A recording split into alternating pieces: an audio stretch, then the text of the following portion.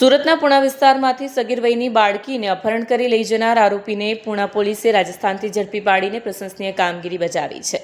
Police કમિશનરે સગીર વયના બાળકોના ગુમ અપહરણના ગંભીર ગુનાઓમાં ત્વરિત કાર્યવાહી કરીને ભોગ બનનારને શોધી કાઢવા અને આરોપીઓને પકડી પાડવા સ્પષ્ટ સૂચના આપી હતી.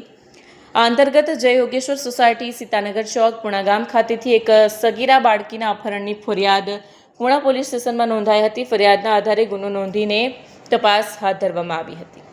પુણા પોલીસની એક ટીમે ગુમ થયેલી બાળકી અને આરોપીને શોધવા માટે વ્યાપક તપાસ શરૂ કરી હતી. ટેકનિકલ સર્વેલન્સ તેમજ હ્યુમન સોર્સિસના આધારે મળેલી માહિતી મુજબ ભોગ બનનાર સગીરા અને આરોપી રાજસ્થાનના રાજસમંદ જિલ્લાના દેવગઢ ગામની ઘાટીમાં હોવાનું જાણવા મળતા જ પોલીસની એક ખાસ ટીમ તાત્કાલિક રવાના કરવામાં આવી હતી. રાજસ્થાનમાં દુર્ગમ વિસ્તારમાં પહોંચેલી પોલીસ ટીમે સ્થાનિક પોલીસના સહયોગથી આરોપીને સફળતાપૂર્વક ઝડપી લીધો હતો અને અપહરણ થયેલ સગીરાને તેના ચુંગાલમાંથી મુક્ત કરાવી હતી.